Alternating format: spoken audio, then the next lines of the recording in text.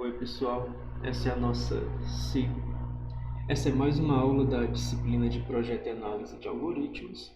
É a nossa segunda aula sobre programação dinâmica.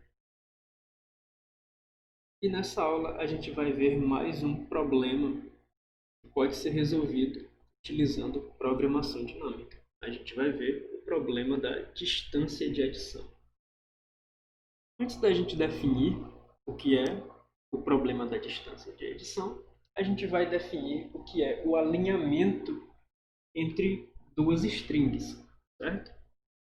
Então, dadas duas strings, um alinhamento consiste num emparelhamento entre as letras dessas strings e possivelmente alguns caracteres especiais, traço, que indicam, dependendo de como você observa a edição, indicam ou a inserção de um caractere, se você considerar indo da string de cima para a string de baixo, a inserção de um caractere, ou se você observar indo da string de baixo para a string de cima, a remoção de um caractere. Tá bom?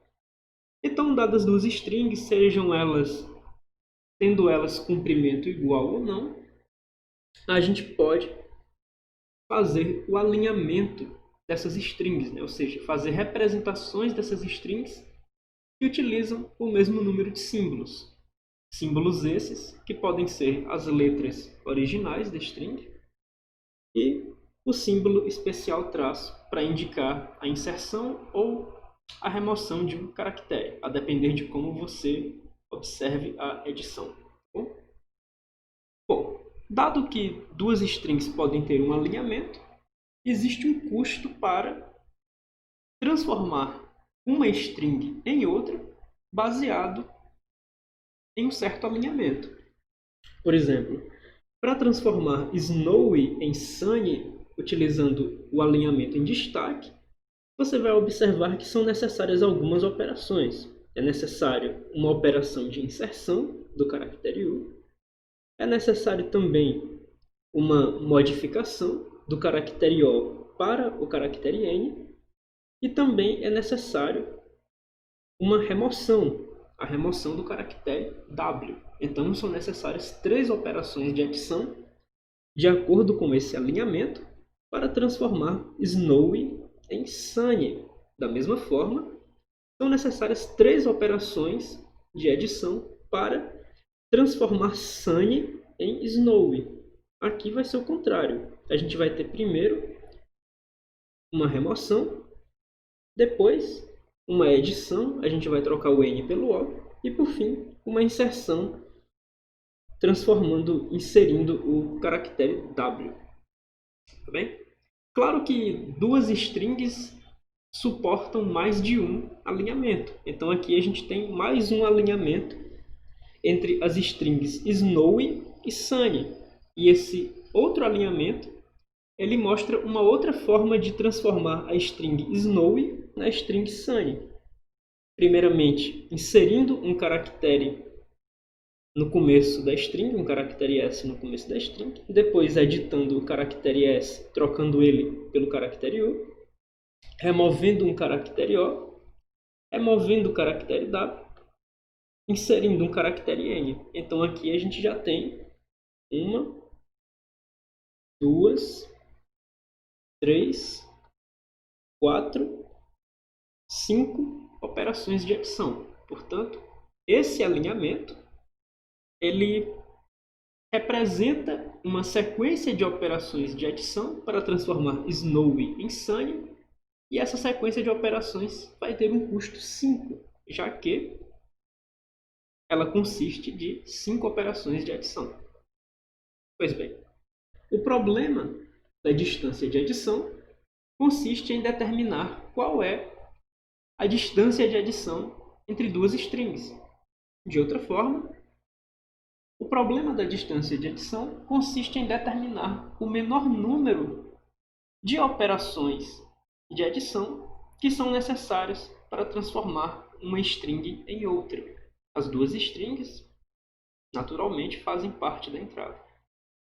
Pois bem, uma vez que a gente percebe que essa ideia do custo de uma transformação está atrelada a essa representação especial das strings, que permite que a gente alinhe strings até mesmo de comprimento diferente, utilizando os caracteres traço. E lembrando que os caracteres traço podem aparecer mesmo em strings que têm o mesmo comprimento, tá bem? A gente percebe que o nosso problema, então, consiste em encontrar um alinhamento ótimo entre duas strings. E uma vez encontrado esse alinhamento ótimo, a gente vai ter acesso ao número de operações de adição que ele representa. E sendo ele ótimo, ele representa o menor número de operações de adição que são necessárias para transformar uma string em outra e vice-versa. E, portanto, buscar por um alinhamento ótimo, por uma representação dessa forma, que indique o menor número de operações de adição possível, vai nos dar o que é esperado como solução para o problema da distância de adição. Bom? Então aqui a gente vai utilizar a técnica de programação dinâmica, novamente, tratando de subproblemas do problema da distância de adição. Tá bom? No problema da distância de adição, a gente recebe duas strings como entrada. Vamos dizer a string x, que tem m caracteres, e a string y, que tem n caracteres. E a gente gostaria de determinar o menor número de operações de adição que transforme uma string em outra e vice-versa. Bom, então a gente pode pensar, a princípio, em comparar prefixos dessas strings. Afinal, são strings menores que se relacionam diretamente com a nossa entrada. Como se tratam de strings menores, é esperado que seja mais fácil determinar a distância de adição para prefixos e, a partir dessa informação, construir a distância de adição para as strings de fato. Então, a gente vai considerar dois tipos de prefixo. A gente vai considerar prefixos da string x e a gente também vai considerar prefixos da string y. Em particular, a gente vai estabelecer que os prefixos da string x terminam em um certo caractere i, são os prefixos xi, e a gente vai determinar que os prefixos da string y terminam em um certo caractere j, então são prefixos yj, por assim dizer. Daí nós temos o problema, o nosso subproblema é ij. É um problema que tem dois parâmetros. O problema ij consiste em determinar a distância de adição entre o prefixo xi e o prefixo yj. Uma vez que nós tenhamos calculado todas as distâncias de adição entre todos os possíveis prefixos das nossas duas strings de entrada, em particular, a string x é prefixo de si mesma e a string y também é prefixo de si mesmo. Então, tendo calculado a distância de adição entre todos os prefixos, nós vamos ter calculado também a distância de adição entre as strings de entrada. Ou seja, apesar de nós estarmos definindo uma quantidade quadrática de subproblemas, um deles é quem vai nos dar a resposta. O subproblema é mn. Ou seja, quando a gente considera um prefixo de x que tem m caracteres e um prefixo de y que tem n caracteres. Daí, esse é o nosso objetivo final. Mas para a gente chegar no nosso objetivo final, a gente vai traçar aquela estratégia bottom-up de começar a nossa resolução por subproblemas menores. Novamente, não se trata de divisão e conquista, porque Se a gente fosse fazer uma abordagem puramente recursiva, nós teríamos diversas redundâncias para a resolução de subproblemas, e isso provocaria um tempo de resolução que não seria limitado por um polinômio. Tá bem? Pois bem. Então, quando a gente considera dois prefixos, quando a gente considera a distância de adição entre o prefixo xi e o prefixo yj, a gente pode admitir um alinhamento entre xi e yj e considerar o último emparelhamento desse alinhamento. Daí, a gente vai constatar que no último emparelhamento de caracteres de um alinhamento entre xi e yj, a gente pode ter a última letra do nosso prefixo xi emparelhado com o símbolo especial traço. A gente pode ter a última letra do nosso prefixo yj emparelhado com o símbolo especial traço. Ou a gente pode ter as duas últimas letras dos prefixos xi e yj emparelhadas entre si. Tá bom? Essas são as três possibilidades para o último emparelhamento de qualquer alinhamento dos prefixos xi e yj. Pois bem, dado que essas são as três possibilidades para o último emparelhamento de qualquer alinhamento entre esses prefixos, a gente pode então tomar uma abordagem recursiva para o cálculo do custo de adição entre esses prefixos. Claramente, se um emparelhamento entre xi e yj termina dessa forma, em destaque, a gente tem representado uma operação de inserção ou uma operação de adição, ou uma operação de remoção, a depender da perspectiva. De toda forma, isso já seria necessariamente uma operação de adição. Isso já contribui com uma unidade para o custo de um emparelhamento entre xi e yj. A mesma coisa vale para cá. Não importa a forma como nós estejamos observando esse emparelhamento, ele representa uma operação de adição, seja ela uma inserção ou seja ela uma remoção de caractere. Então, se a gente tem esse emparelhamento, essa forma de emparelhamento ocorrendo como o último emparelhamento de um alinhamento entre xi e yj, ela também contribui com 1 para o custo desse emparelhamento entre xi e yj. E por fim, no terceiro caso, a gente não tem uma resposta tão direta. Se a gente tem as duas últimas letras dos prefixos emparelhadas entre si, na última posição do alinhamento entre xi e yj, a gente não sabe se isso realmente representa uma operação de adição. Se as duas letras forem diferentes entre si, então isso representa uma operação de adição, transformar uma letra em uma certa letra. No entanto, caso essas duas letras sejam idênticas, isso não contribui para o custo da distância de adição. Na verdade, isso não contribui para o custo que é dado por esse emparelhamento entre xi e yj.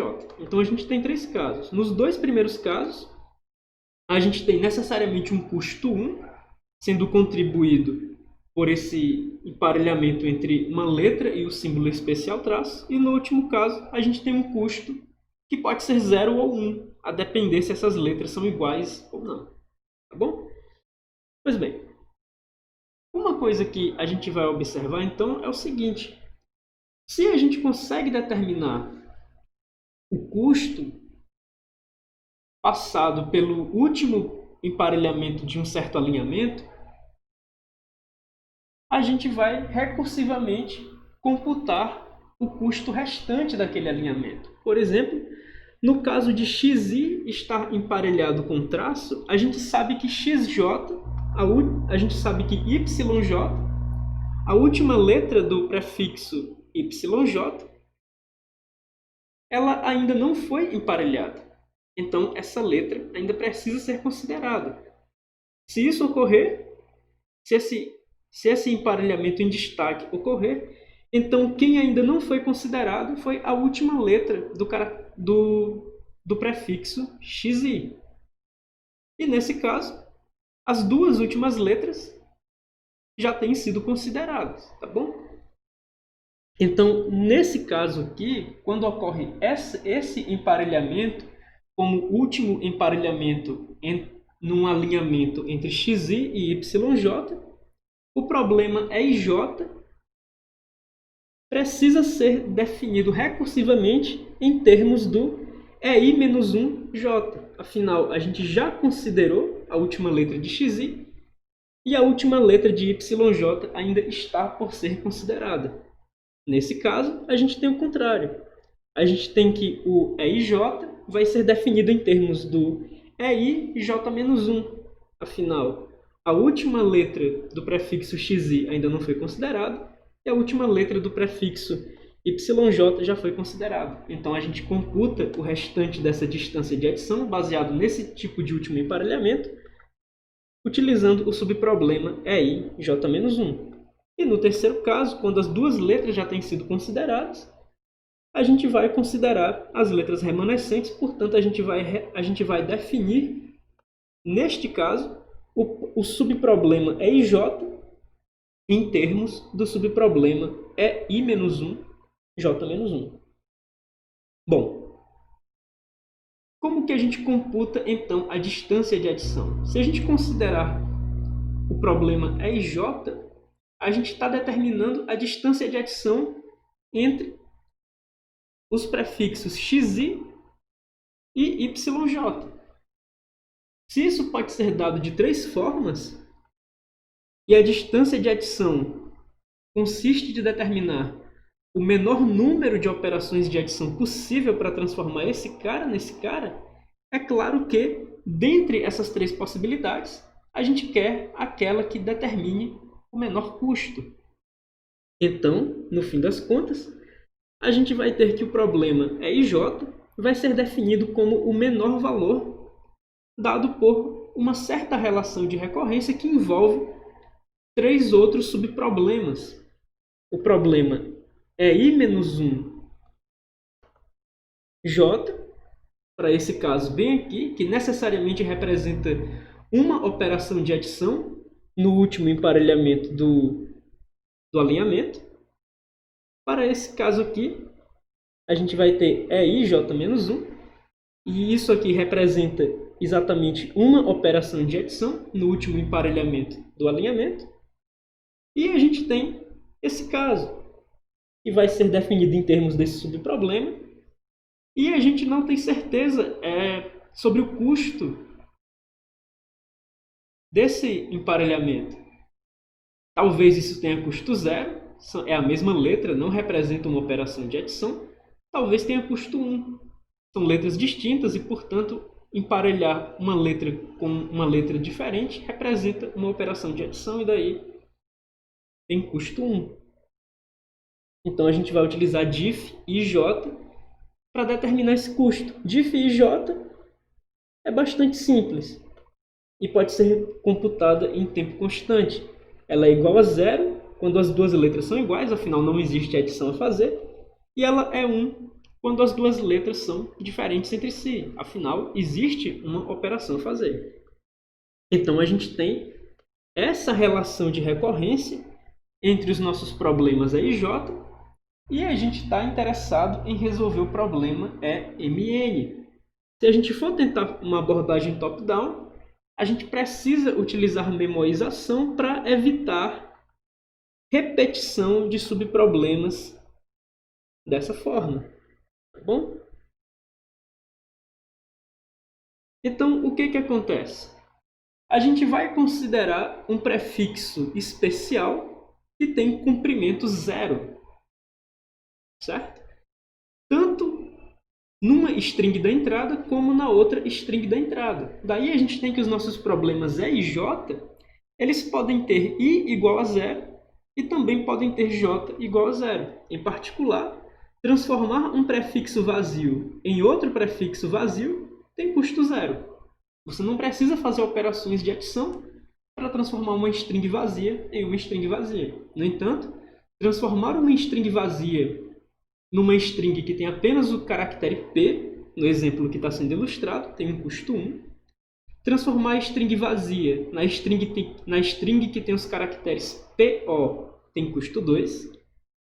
Transformar uma string vazia numa string que tem 3 caracteres tem custo 3.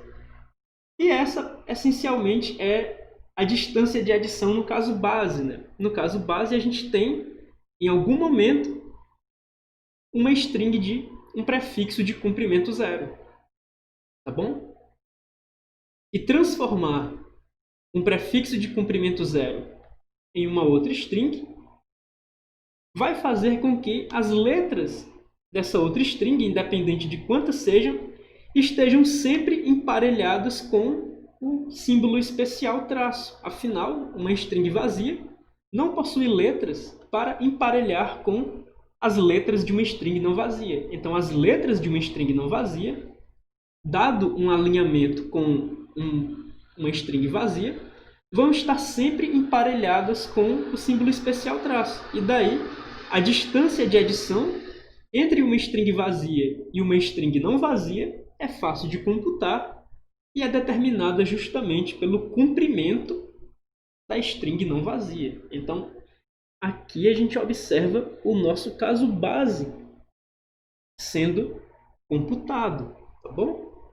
Aqui a gente observa a string vazia, o prefixo de comprimento zero, tendo a sua distância de adição calculada em relação a todos os outros prefixos da palavra de entrada, assim como a gente observa a string vazia, o prefixo de comprimento zero da segunda string dada como entrada, sendo computado em relação aos prefixos não vazios da primeira palavra dada como entrada, tá bom? Essa distância de adição é fácil de calcular e ela essencialmente é o comprimento da string não vazia.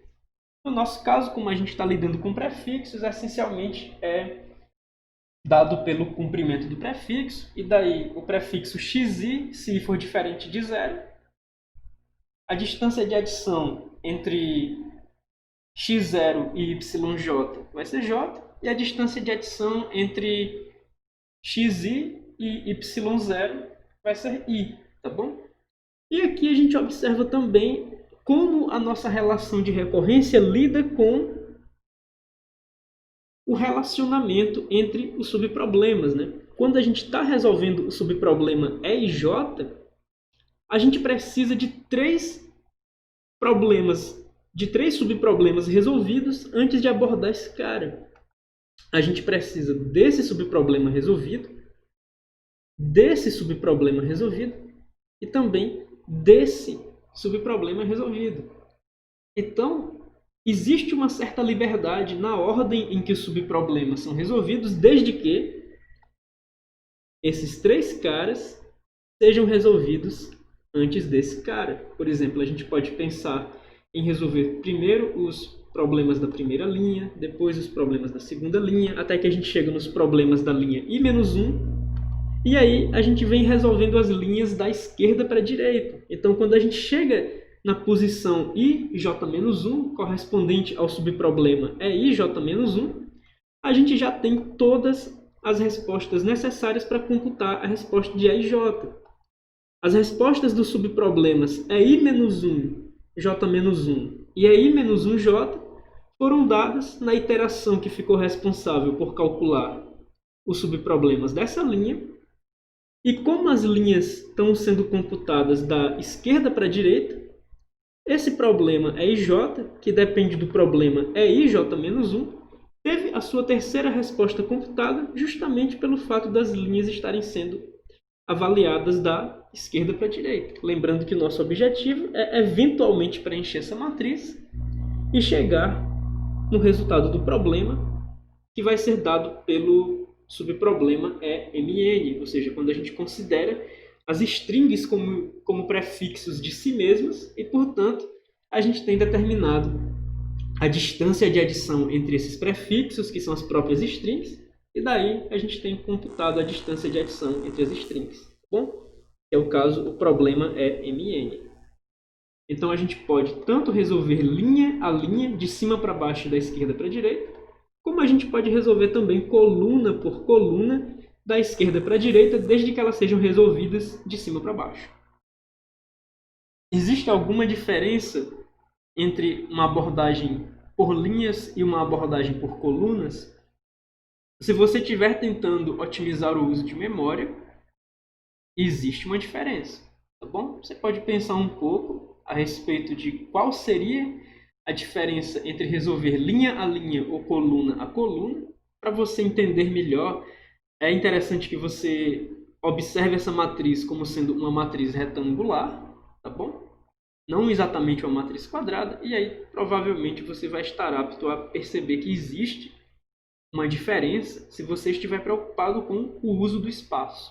Existe uma pequena otimização que reduz o uso do espaço, e aí você não vai precisar armazenar a matriz toda, tá bom? Bom, você pode pensar um pouco a respeito disso. Então, a gente tem, por fim, o nosso problema da distância de adição sendo resolvido por um algoritmo bastante simples. Os dois primeiros laços estão preocupados com a resolução dos casos base, como a gente observou. A distância de adição entre um prefixo de comprimento i da primeira string e um prefixo de comprimento 0, uma string vazia, da segunda string, tem justamente uma distância de adição i, porque todas essas i letras não vão poder ser emparelhadas com outras letras, vão ter de ser emparelhadas com traço. E isso necessariamente tem custo 1. Independente se você está vendo como inserção ou remoção, tem custo 1. Analogamente, a gente tem esse segundo laço para calcular o prefixo de comprimento 0 em relação aos prefixos não vazios da segunda string. E por fim, uma vez que a gente tenha computado os casos base, a gente vai para uma resolução quadrática do problema, né? Se as duas strings têm comprimento n, isso necessariamente representa n ao quadrado iterações, e aqui a gente está vendo m vezes n iterações. Pois bem, o que vai acontecer é a resolução do problema EIJ em cada uma dessas iterações. E vamos observar que isso vai realmente ter um custo de 1. Isso consiste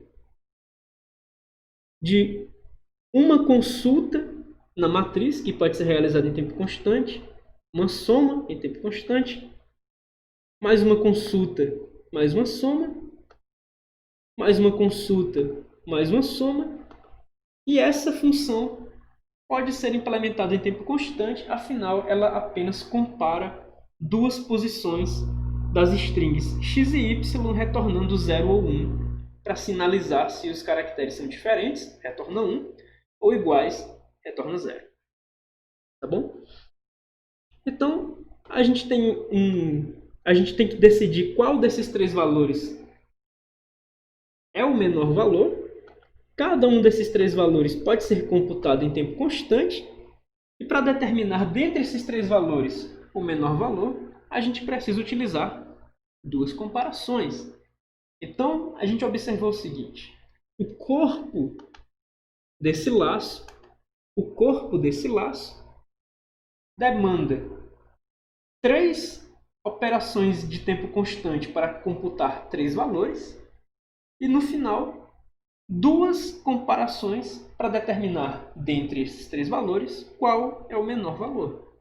Então, a gente tem que essa computação demanda tempo constante. Daí, a gente tem uma quantidade m vezes n de iterações. Cada iteração demanda tempo constante, portanto, esse laço tem um custo O de m vezes n. Esse laço tem um custo O de m, esse laço tem um custo O de n, e o nosso algoritmo, portanto, teria uma complexidade O de mn mais m mais n. Mn, obviamente, domina tanto m quanto n. E daí a gente pode sintetizar o custo do nosso algoritmo como O de MN. No final, a gente não precisa falar muito a respeito disso, mas no final é retornada a resposta para o subproblema que de fato nos interessa. O problema da distância de adição entre as strings todas. A primeira string considerando seus m caracteres e a segunda string considerando seus n caracteres. A gente tem um exemplo de uma distância de adição ótima entre as palavras exponential e polynomial, certo?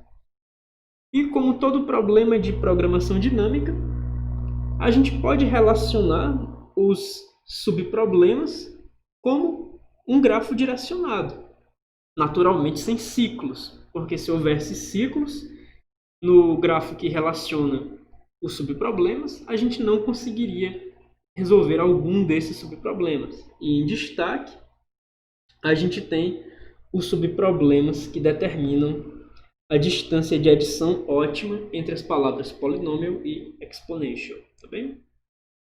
Bom, esse é o conteúdo da aula de hoje, que trata do problema da distância de adição, e até a próxima aula.